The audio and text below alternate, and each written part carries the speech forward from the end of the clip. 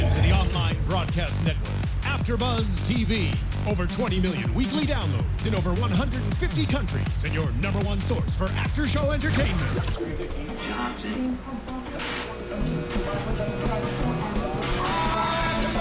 AFTERBUZZ TV, the destination for TV superfans. Producing aftershows for over 300 of your favorite TV shows, interviewing celebrities and showrunners, and bringing you behind-the-scenes exclusives. All thanks to E! Entertainment's Maria Menounos, producer Kevin Undergaro, and internet leader Akamai. Now, let the buzz begin! Hey there, Mad Men fans. Welcome back to the Mad Men After Show here on AfterBuzz TV, talking about Season 7, Episode 9, New Business. I'm Matt Lieberman. Joining me on the panel this week, Sterling Cates is back. Hey, guys! As is Joseph Sanfellipo. Nice to be here with you guys. Unfortunately, Mr. Joe Braswell not joining us this week. He got stuck in a sudden case of the traffic. Too much Coachella. I think he got stuck in a sudden case of the Coachellas. Oh, yes. Too much Coachella for one man. Always the struggle. Yes, but we're going to break it all down for you. Another solid installment, maybe without some of the dreams and semi-fireworks of last week, further exploring Don's emptiness and the sort of renewed pursuit of...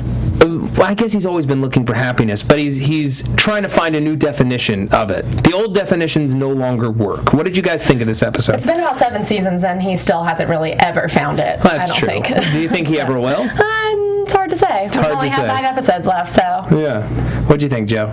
It's interesting because to me, he's like the ultimate winner. And it's funny. I love watching the show because I always feel like the show is messing with me because I always feel so comfortable with the show when Don is at his Donest, like when he's just sleek and slick and he's dressed just right. It's not coming anymore, is it? I love this so much, and it's the worst thing for him. He's so good at being Don Draper. Like Don Draper is the ultimate winner at being Don Draper. I know that sounds stupid, but it's absolutely the truth. He's slaying it left and right, getting any woman he wants, doing anything he wants. He's a millionaire. He's still in great shape. He's living that life, and he's completely hollow and empty, and it's so bizarre. It doesn't matter. It doesn't matter what he does. Nothing. That's I think the key thing here. When we talk about new business, this is him sealing off the old accounts, a.k.a. Megan, and trying to start up this new relationship with Di, who I was honestly stunned that they brought back. But having watched the episode twice, I think it's actually a very effective use of the character. And we'll break that down. I want to jump in, though, at the top of the episode, where I was thrown for a loop. I'm like, is this a flashback? Because it's Don in the kitchen making chocolate milkshakes for Bobby and Jean, and I was legitimately confused for a second. I'm like, is this some sort of dream? Why is Betty there? But no, Betty and Henry went out for a fundraiser, and Don is just spending a little time with the kids, giving them some dessert. And my favorite part of this scene is Betty is getting a master's degree in psychology. Yeah, what would her ever be qualified to do? Sterling, like don't be so... Oh, God, there goes a Sterling, don't be surprised. People love talking to her. That's what she They says. trust her. That's what she says. We got some water spillage in the studio. Right on your notes. Yep. Yeah. But, she's going in and she's getting a degree in psychology, which is just like coming full circle. After last season, she and Henry really kind of settled into, this is our life. Like, she had that one last kind of tryst with Don, and she was like, you know what, this is my life. I'm happy here. Let's just be happy. And that's what they're doing. And Don gets a whiff of that on the way out. There's this, like, wistful look. Well, what's interesting to me is I love the way they dress him for those scenes with the family. I love that when it's a family scene, he's wearing those polo shirts, and he's got like it looks like he's dressed in 1959. It doesn't look at all like it's it's the current time.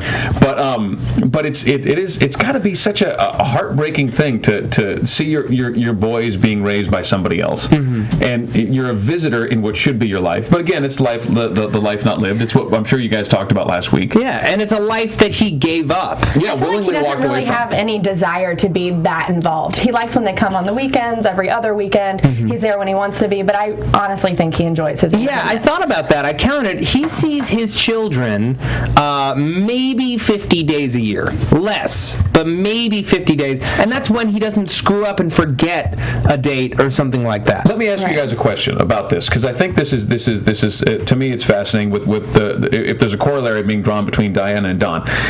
She doesn't feel, because of what's happened with her daughter, and she's run away from the other one, so now she's punishing herself. She doesn't feel she deserves to be happy. Do you think that maybe Don doesn't feel he deserves that kind of happiness, that kind of life? Do you think it's deserving, or? See, I don't know about deserve, but I do think that he's still open to the idea that it's possible, and he still wants to pursue it.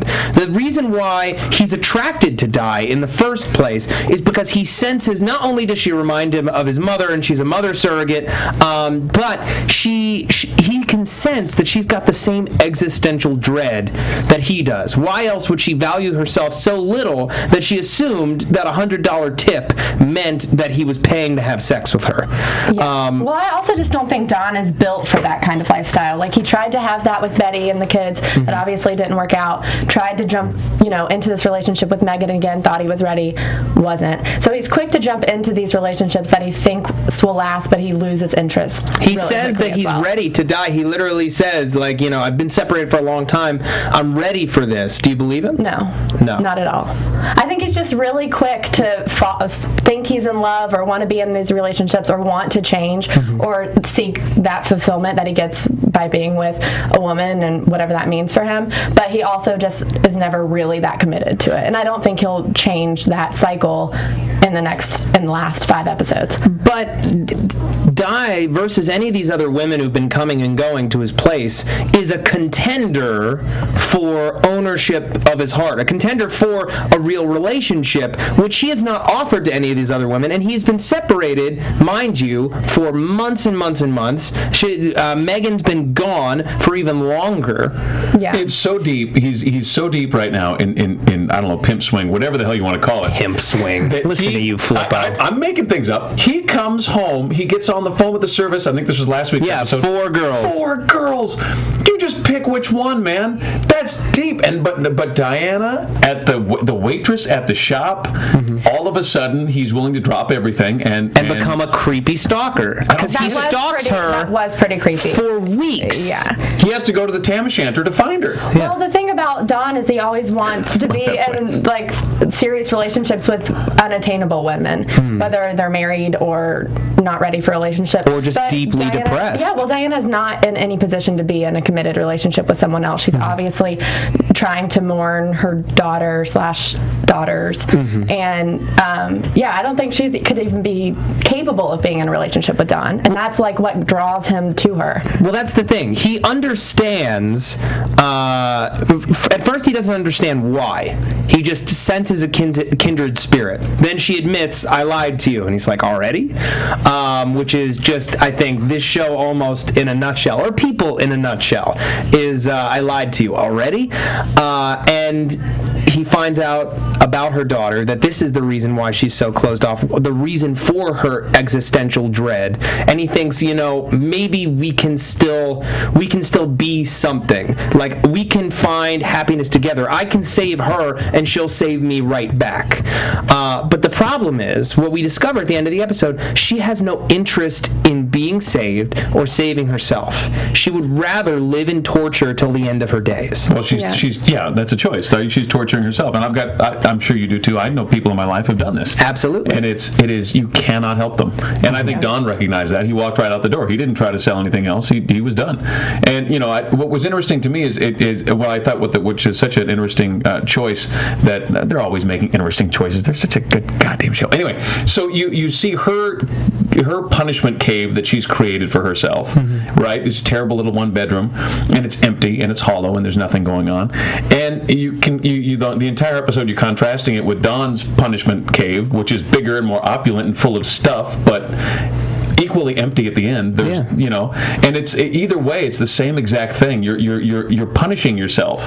Well, he's the one who accuses her of living in this horrible apartment, punishing herself. He's like, I've done that. I've been there. I've been you. Maybe not with a death of of a child, but taking another man's life, a dead man's life, and throwing away a family, and having these kids out there who probably hate my guts, who honestly, I still couldn't see myself being there for them on a consistent basis. You could change that. You could come be with me. But at the end of the day, when he comes home to that apartment, all he is left with are walls. That's it. Nothing there. Nothing. And it's interesting because in the past 7 seasons, we've seen Don constantly use women to kind of forget everything else that's going on in his life. But with Diana, when that happened to her and she was with Don and she said, this made me forget everything that was happening and I never want to forget my daughter. So that's why she's kind of sending him away. So it's interesting that he's always trying to do that so he can forget, but she doesn't want to forget. Oh, that's interesting. Yeah. I want to talk about the difference between how Don treats women and how Roger treats women, because we kind of get a nice little window into both this week in their conversation about his divorce from Jane. And he says, you got to make sure that she doesn't take everything from you, that she doesn't say, you stole my youth, my ability, my career, And that's exactly everything that Megan says. At the end. But she hadn't said it yet. Yeah. The difference was the silver hair, maybe. You'd been there a little earlier. Right. But think about the difference between how Don and Roger take that. Roger took it as an affront and just kind of like this silly thing and was just like, send you on your way with as little money as possible. I don't care about you. I never really did. I just wasn't happy in my marriage and I wanted some kind of distraction. I wanted something pretty to distract me. He never saw Jane as a person. Versus Don, who, for all of his faults, the actual relationships that he has been in, even when he's being bad to them, he does care emotionally about these women, and he does care about the scars that he has left on them. He just can't stop himself from enacting the same negative behaviors that caused that damage in the first place. Which is interesting, right? Because it's the age-old question. If you feel bad about it, did it change the fact that you did it? You know what I mean? And that's a very good point. That's always the deal, right? Well, I feel bad. Well, I don't care if you feel bad. You still did it. Yeah. You know what I mean? And if you feel bad, Dawn, about doing it, I get it. That's great. That makes you more of an empathetic character for us to witness. But if this was a real world and you had really done this to someone, one way or the other, whether you feel better about it or not, it's immaterial. You did it over and over and over and over and over again. So it's interesting. I think it's a great question because it is. They do the same behaviors. The behaviors are identical, but their emotions about their behaviors are different. And I feel like Roger has a little more knowledge of himself. Maybe it's because of his acid trip and his limp cigarette. But he seems to have a little more self-awareness than Don does. I feel like Don's more kind of like he's still trying to keep himself as an ideal in his head because he's still creating himself. But I think Roger has much more like, I'm a philanderer. It's what I do. I threw some money at it. What am I going to do? That's what I got to do. Yeah. This is who I am. I don't care, and I never will have that's to. That's it. And that's who I am. Whatever. What do you want from me? That's who I am. But then, go ahead. I was just going to say, it's not a secret that Don's just terrible at relationships in general. But whenever they do come and go, he always takes care of the women, like Betty and Megan, financially at least, and the kids. They're all taken care of it, but it's him that doesn't have anything left. Yeah. Now, there's an incredible contrast to this in Megan's mother, Marie, whose behavior this week is pretty reprehensible. I love her. She goes on and on and on and on and on. I hate what this man has done to my family. I hate what he did to you. You deserve more than this. When she comes in with the records, Megan says, I took everything that I want. I can't remember exactly what she says, but she says something like disgusting. Like everything in this place she's not crazy about. But then, as much as she kind of takes advantage of Megan's trust and does what she thinks is in her best interest, and as much as she complains about Dawn taking advantage of Megan, her exact words to Roger when she tries to seduce him are, take advantage of me. Absolutely. So, why is it terrible for Dawn to take advantage of your daughter, but as long as it's something that you want, as long as you're into it, it's okay for Roger to take advantage of you? You're not letting him take advantage of you. You are taking advantage of him, but you are putting it on him in the same moment. To me, it was just the mother kind of putting everything that she's experiencing with her own terrible marriage onto Megan, because the sister was Marie France, who is the worst. Yeah, well, she was saying it was the failure, this whole thing. But I would think from the mother's standpoint, she would be happy if Don's this terrible person that Megan's taking it into her own hands at this point. But instead, she's just taking the opposite route there. So I don't know. It's like I felt like she was just projecting what she feels with her own marriage onto Megan. What do you think, Joe? I just people being people. That's what I love about the show. Maybe she's just French. They're just so French. Well, that's kind of true too. But it's interesting. I love the way they set it up, because Marie France is the traditionalist, right? And she says, you can all go to the devil at one point or another, because she's basically losing her mind. That that like if everybody does what they want all the time, it's all going to fall apart. she's got a point. Like if everybody constantly just does whatever they feel like doing, there's no baseline. You're talking about Marie France's comment at the end of the episode. Yeah, and throughout the episode, right? She's like, remember she's dealing with the kids, right? She's got the two girls. Yeah. And so when is the next time I'm going to have a babysitter? Come on, let's go and do some fun things. Like she's the mom who's tied down, who's living that real life, and quote unquote. And mom is much more flibbit-a-gibbet, but tough. And Megan just living for Megan. So for her, it's like, no. For her, there's a whole bunch of principled stuff this weekend. No, I'm not sticking my toes in that. This is not about a vacation. This is about getting this done. And for Marie France, it's like, no, I've got a babysitter. I've got this real life I can walk away from for just a few minutes. But as soon as things start to unravel, she's like, no, you can't let this all fall apart. Which is interesting to me, because you have these three women from the same family, but one clings to the traditions that she thinks mom has imparted onto her, and it turns out mom maybe hates the traditions. Yeah, mom maybe told her about them and told her that these were of value, but doesn't really live them. But she doesn't know that until obviously at the end of the episode to find this all out. And and then Megan, who's truly living the more free-spirited life of the three of them, maybe the life mom would have wanted to live. I think you have an incredible point here, Joe. And what I like most about it is you have in Marie France, you have this woman who is afraid of this idea of people doing what they feel. Here in New York, everyone does what they feel all the time. Meanwhile, she's got a life, and she has something concrete. She doesn't want to mess that up. She's afraid of the idea of people acting like free agents and doing whatever they want. Meanwhile, you have this mother who she tried that life, and in her mind was ruined by it, and is now doing what she feels, perhaps incredibly irresponsibly and at the expense of everyone else, because she is tired of giving. She's like, this one is for me, selfish, I'm cool with it, I don't care. Meanwhile, it really informs Megan, and why she took so much crap from Don in their marriage is because she's used to taking crap from her entire family her whole life. She's been railing against it, trying to find some freedom, and here's this guy who offers her the illusion of freedom. He was a millionaire when they met. A millionaire who was her boss, who's romantic and handsome and can offer getaways to all these exotic locations. Finally, I'll be able to pursue my dream and be whoever I want to be.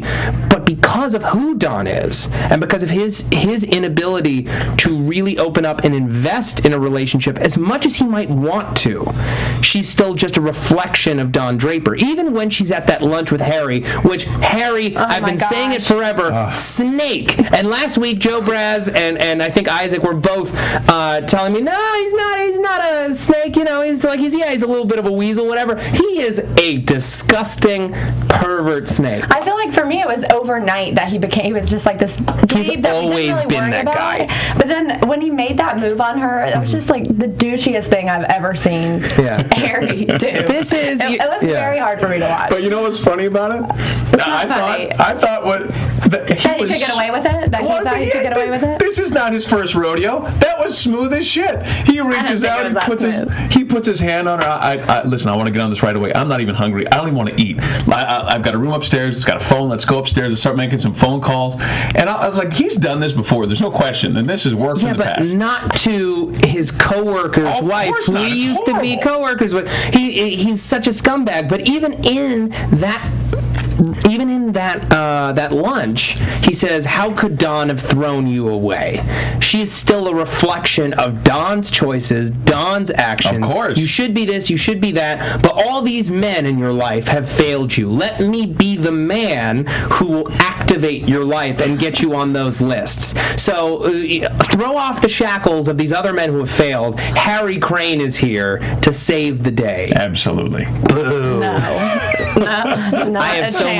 much vitriol to spray in his collective direction.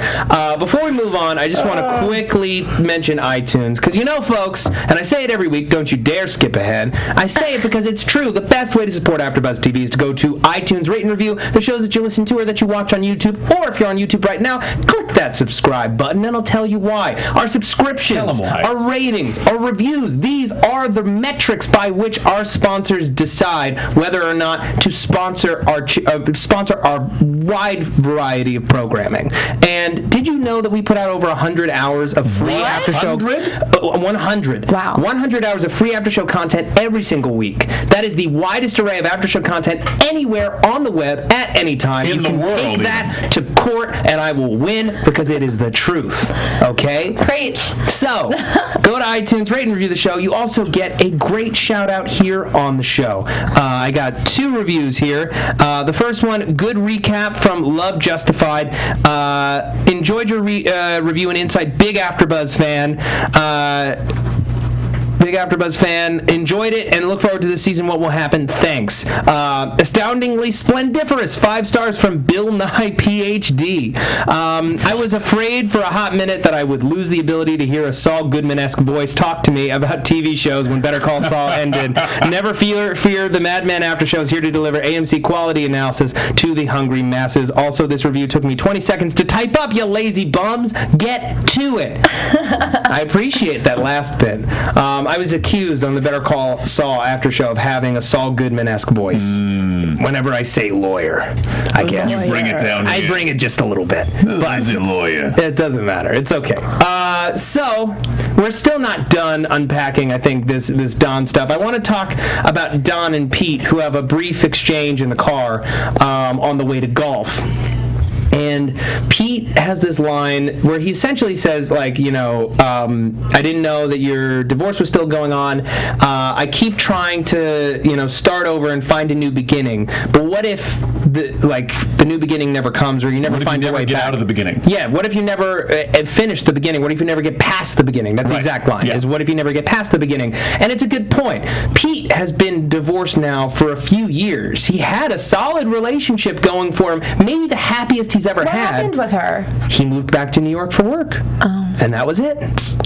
Yeah, exactly. What a shame. I Walk away from that blonde sunshine. I would have done it. Yeah, I but stayed here. It's nice here. he's too addicted to the job. It's one of the crimes that all of the people in this office commit, is they continue to pour their heart and soul into the job when the job continues to take so much from them, especially Ken Cosgrove last You've given him an eye week. already. Yeah, he could have gone to that farm, but he just had to stick it to them for not giving him that raise and not did. respecting them. He did, and though. I'm so upset with him for it. But it's a fair point, because Don is looking for this new beginning, this new business. But Pete brings up a good point. What if it never comes? I mean, he's an aging, sloppy. What was it that Megan called That him? was vicious. Yeah. It was aging, sloppy. No, she had another one for him too. Yeah. The sloppy one was rough. And so does the aging I one. feel like the aging one was the lowest harshest. blow, yeah. Yeah. Is like this He still looks behavior. great, I gotta say. He still looks great, but his behavior is Pour that man into a suit. is the It's all same. right. You can say whatever you want, Joe Sanfellipo. His behavior now is pathetic. No, it's horrible. It's pathetic. It's always It's been horrible. pretty bad. It's always been pretty When has bad. it ever been good? But that's the thing, is like when he was, maybe 38 or 40, like there's still some kind of like yeah, man, he's doing his thing, whatever. Now that he is, let's say, almost 50 years old, he's like 48 now, 47, 48. It's looking Is it real sleazy sad. at this point? Oh, it's Is it way creepy? way Yeah. creepy, way sleazy. When you stalk someone for 3 weeks to find their other place of employment At the Tam O'Shanter. at the Tam O'Shanter, it's a little creepy. They've got great sandwiches. That's a great sandwich bar behind it. If you're ever in LA, that's the spot. Okay. But here's my thing about this, and let me give my 2 cents. Number one, you guys are being a little harsh. I don't know if it's pathetic necessarily. I mean, say it's pathetic. pathetic. Now, if Pete was doing it, we would actually be cheering for him from the sidelines because he's been so pathetic with girls for so long. But the difference, I think it's interesting to put them in the car together because here's Don, who is so good at being alone. You know, he's at least from the male metrics, right? If you took it like a 15-year-old guy's metrics, Don's a stone cold killer. He cannot be stopped. He's a millionaire. He lives in the penthouse. He's got a great gig. He gets laid whenever he wants. Don is killing it from a 15-year-old boy's point of view. And from a 15-year-old boy's point of view, Pete is absolutely, completely in the gutter. That hairline, man, it just gets worse and love worse. Pete so much. Yeah. And who would have thought that that's how we'd feel now back then? That's so true. Because he was slimier and, you know, for whatever reason. He thought that he had something. He still had his arrogance, but he's been beaten down long enough that he's just got the job left, man. And that's it. Well, to me, the irony is they're both in the same spot. They both have the failed marriages. They both have the kids they don't see. They both have partnership in a company that makes them a lot of money. Yeah. And to see it's interesting though because there's the 15-year-old boy in me that loves Don and hates Pete, and it makes zero sense intellectually when you look at it because they're in the exact same spot. Yeah. Do we think that Don will be able to find a new beginning by the end of the season? Do we think that that's even in the cards for him, or even acceptance of who or what he is? It's really hard to say. I mean, he's starting completely fresh, brand new apartment, basically. Yeah. No relationship. Which he could either be destroyed by that, or it can be incredibly cleansing to shed yourself of everything that you have and everything that you are and start anew, which he's done before on far less agreeable circumstances. And I have to wonder, maybe there's something to shedding Don Draper altogether and trying to reclaim the Dick Whitman that was. Maybe. I don't know. It's hard to say. I don't. You know, it's one of those interesting things about money. You know, because now he's got so much. He can have that apartment loaded up the next day. Yeah. I mean, really, he can sit down with a designer and say, "Do something for me," and by the end of the session, I guarantee he's in bed with her. Yeah. And she has done his apartment up, and he spent $30K or whatever he's going to spend, and the house will look great, and he'll never have an inch of input involved in it. He'll never make any choices. She'll make all the choices. So he can essentially rent. Isn't that what he did this time? That's what I'm saying. So he can rent a new Megan without any kind of a contract, and he can have a new Megan. Honest to God, we'll think it through. I mean, that's what he could do, or he could really sit down and build something on for himself, of himself, and figure out what it is. I want to see Don Draper at a furniture store buying his own furniture. Yeah. Well, do you think this is the last time we'll see Megan? I think it might be. She could easily have one more appearance, but personally, I think that $1 million, that scene is the closure of this gap. It may just be within the lens of her mother is now living with Roger, which, God help him. Well, Roger definitely doesn't seem invested in that relationship. No. So I just don't see that. She's staying with Roger? She's staying with Roger. That's what Marie France is crying about. That's what is assumed is happening. But I don't see that. She packed up her bags to go stay with some man. Oh, wow. Some man from New York. How did she meet someone from New York? Yeah. I didn't. I thought she was maybe getting the hotel. It's because she has means, right? Her husband has money, doesn't he? I mean, how much is he going to give her when he finds out that she's leaving him? Yeah. I want to just, before we move on to Pimo and Peggy and Stan and Elaine, Bob and Carol and Ted and Alice, I want to talk about this scene between Don and Megan. It's their only scene together in the entire episode. And he writes her a $1 million check. $1 million, which is what, Joe? Like $3, $4, $5 million back then?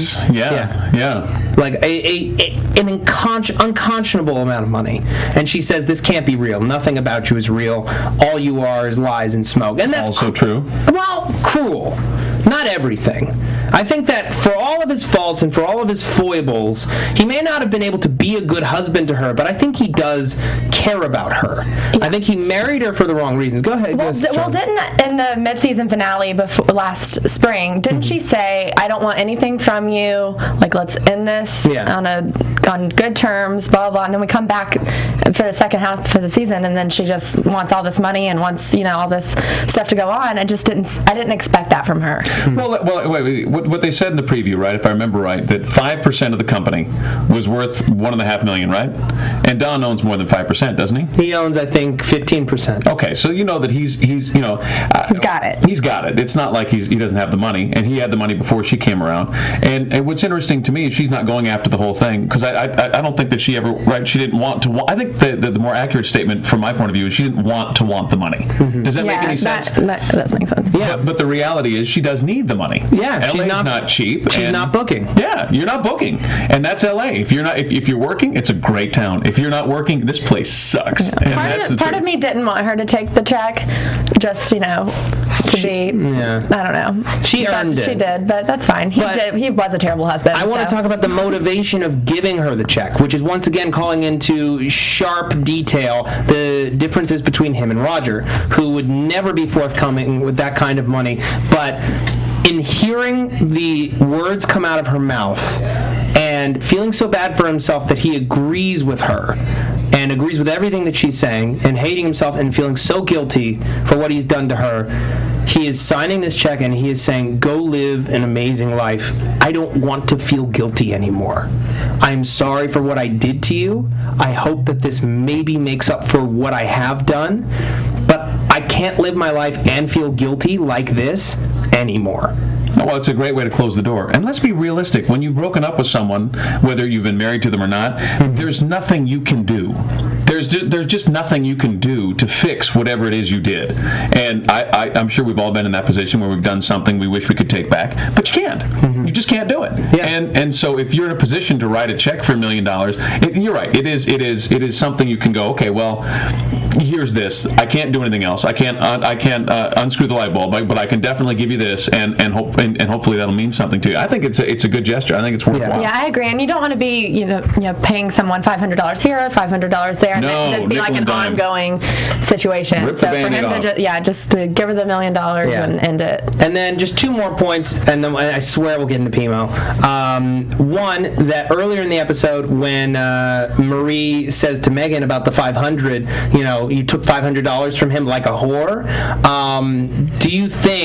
How do you feel about, you said you were disappointed a little bit that she took the money. I'm sure that some people are disappointed that he's paying her off instead of apologizing for yet another time. I think that Marie's view of it is simplistic, and I think that sometimes when apologies will never be enough, better to give them something. I don't know. Yeah. No, I mean, it's hard to say what I would do in that position. I probably would take the $1 million, to be honest. You already did. But part of me wanted her to just rip it in front of his face and drop the mic and walk out and not be a problem. And go sleep with Harry. No, not go sleep with Harry, but then go make something of herself. We do live in a very practical world, and you can't pay your rent by telling your landlord, I made a really symbolic, important gesture. It's like, write me a check. Don't write me a symbolic gesture. But it's also television, and so I wanted that. That's true. It was interesting to me. I just want to say one last thing. It occurred to me when we were having this conversation. That great line from, I don't remember which season it was. Maybe it was season 4, season 5, when he is having the argument with Peggy, and she doesn't feel appreciated. She doesn't feel that he. That's what the money is for. What the money's for. And I thought about that because it's the same kind of thing. Well, here it is, and that's what the money's for. From the suitcase, in season 4. Yeah. All right, let's talk about Stan Rizzo, who's feeling a little inadequate at the top of this episode. He's feeling a little. Yeah, he's been passed over for a Cinzano Vermouth ad because Peggy feels that he is not a good photographer, and they bring in this sensual woman, Pimo, played by Mimi Rogers, it's always a pleasure to see her. And Pimo. Wait a minute. No, it's not Mimi Rogers, because Mimi Rogers played Mimi Rogers. It's Mimi Rogers. But Mimi Rogers played Rogers' first wife. It's Pima and it's Mimi Rogers, I promise. Okay. I promise. She also played his first wife. I don't know. That's too deep back in the back in the day, but it's definitely Mimi Rogers. All right, well, maybe we have egg on our faces right now, and if that happened, I'm sorry, but that's we're just wrong. That. We're in good company. The entire internet is wrong. Fine. Pima comes in and she shakes up Stan's confidence a little bit, and I love the line. She's like, "I can feel the tension of how much you need my approval, it's so good, or how much you want it." It's so good. And what better line to hook a man than that? because no man wants to admit that they are looking for anyone's approval. But God damn it, if he didn't want it after she said so. Oh, because she's bold enough to admit it. Yeah, it's so brilliant. And so, you've been in that position, right, where you've met someone that you respect and you admire, and even if it's someone you're competitive with, you want them to say, you're pretty. You want to hear it, you know, and just to have her come out and say that was so sexy. Holy crap. Yeah. And Stan's in this very comfortable but very kind of dull relationship with this nurse Elaine. Yeah. And she offers for him to shoot her, take a few photographs, and they're not very good. Pima is not impressed. Not impressed. But she still sleeps with him. In the room with the pictures of Elaine. Yeah. Well, what she said was, I thought she liked the pictures. She said that she wasn't impressed. She said that Elaine wasn't worthy of him. And then you can see it in her eyes, right? But then she looks at them again and she says, well, drawing is a rarer talent.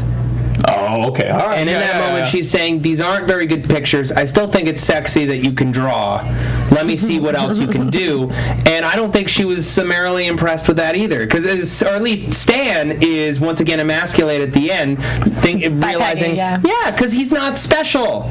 Pima was just trying to get another job, or that's just who she is, and she just throws it at everyone to see if she can get a rise out of them. Like every other guy in the agency. And every other woman. Peggy, woman in power, respect. I want to take your picture, the look you're giving me right now, which is not the first time someone's made a pass at Peggy, lady style. No, it was a while ago. But in any case, lady style. No, it's nice. It's nice to check in with Stan, who now has an existential quandary, much like Donna, Roger, or anybody else, which is he lies to Elaine. He says that not only does he not admit to the adultery, but he says that Pima loved the photos, and he gives her a kiss, and you can see how conflicted he is. He's in something that is very comfortable, but it's called deeply into question. Can I do better? Pima has just poisoned this relationship. Now in his head, he's going to be wondering, until the relationship ends, could I do better? Could I do better? Could I do better? Could I do better? And then we've also got this ongoing damn tension between Peggy and Stan in the room when he realizes that she made a pass at Peggy too, and you can see the look on the guy's face, like just looking at the two of them, of just like the words that are not being said here, which is he says Peggy's jealous. Peggy's not jealous, she's disgusted, as she always is with him when he makes these kinds of moves. She knows that he's better than that. Yeah, I've always said this, that I want Stan and Peggy to end up together. I don't know if I do, because he's a philanderer. And a philanderer is not worthy. Well, I just don't think he's in a relationship that he's happy with. The guy from last week is not. Stevie is not a philanderer. He is a lawyer. But he didn't even know He's that a lawyer. He didn't even know that he wanted. He didn't even know that he didn't want the veal. Come on. I kind of forgot about him. He's nervous. Oh, the look on her face was so great with that scene. I wasn't here, but that was so awesome. She's like, you're not even going to argue because that's not what you ordered. That you don't even like that. Yeah. Like that was like, what kind of a wuss am I sitting next to? I'm trying to remember. There was one more thing that I wanted to talk about, and it was a dialogue thing that came up a few times. Like last week, there were a lot of mentions of departures and arrivals, and this week, I can't remember. I'll post it on Twitter if I can remember. But any other last thoughts on Peggy and Stan? No? All right. I think it's time for predictions. And now, your AFTERBUZZ TV predictions. All right, so this show, impossible to predict, but we'll do it anyway. Sterling? I predict that Don doesn't find this new love that we were expecting, and him to find that like family happiness. I do think hopefully he'll gain some independence with maybe buying some furniture or starting a life, as an independent person. And I'm still just going to go ahead and say Stan and Peggy, 2015. Fair enough. JoJo? I'm going to kind of second that. I don't think he's going to figure it out. I was kind of hoping that the back half of this season was going to start out with some sort of a movement towards something, and it's possible that that's where they're going. And I just and we're all going to go along for the ride, and this is going to be the turn, and they have set that up. They've set it up to go that way. We've cleared the field, right? I mean, the ex-wife has been paid off with $1 million. She's totally out of the picture. We've got a complete blank slate in the apartment. He's in a position emotionally. He's cleansed. He's tried out something totally damaged, and he's decided he can't fix that. So I mean, he's got all the pieces of the puzzle are in place to make a real transition and a real change, or to not. And my instinct is that he's probably not. Yeah, I see a lot of truth in what you're saying, because these last 2 episodes have been about not only stripping Don of everything but his job, so that he can start something fresh potentially, but he is no longer in a position to ask, why am I not happy? Because he has clear reasons as to why. It's no longer a mystery. And in pursuing and then shutting down this die storyline, there's also not an easy fix. There is no easy fix. He can't just land another relationship and try to make it work. Well, yeah, there's no woman that's going to make you happy. You have to figure out what's wrong with you to make you happy. Exactly. So the question is, will he figure that out? I don't know if he will figure it out, but I do think these last 5 episodes are going to be what I've wanted since season 4 in the episode where he was writing in his diary, which is he is going to take the steps to find it. And I hope that he recognizes that there is no woman that will ever give it to him, and that it's something that he has to pry open himself, and hopefully he doesn't die at the end of it. That's the thought. Yeah, I hope he doesn't die. Yeah, I don't want that. Everyone dies. But I'm hoping it's more a flash forward to the future and he dies than a suicide. 2003, something terrible happened we never knew about. Right. All right, folks, that's going to be the end of our show for today. I hope you enjoyed it. Please return next Monday and every single Monday until the end of the season for more of the Mad Men After Show. We're going to be recapping the rest of Season 7. Sterling, where can the people find you? You can find me on Twitter and Instagram at Sterling Cates. And Joe? You can find me on the Twitters at Joe Flippo, JoeFlipo. Wonderful. And you can find me on Twitter at Matt Lieberman. That's MattLieberman. You can also check out all my videos on YouTube, youtube.com/C/Matt Lieberman. Or you could just go to www.lieberfriends.com. And that goes right to my channel where I post advice content 4 days a week, as well as live Google Hangouts once a week. I'm going to be doing Orphan Black here at AfterBuzz and SourceFed and SourceFed Nerd. Thank you all so much. See you next week. From executive producers Maria Menounos, Kevin Undergaro, Phil Svitek, and the entire AfterBuzz TV staff, we would like to thank you for listening to the AfterBuzz TV network. To watch or listen to other after shows and post comments or questions, be sure to visit AfterBuzzTV.com. I'm Sir Richard Wentworth, and this has been a presentation of AfterBuzz TV. Buzz you later. The views expressed herein are those of the hosts only and do not necessarily reflect the views of AfterBuzz TV or its owners or principals.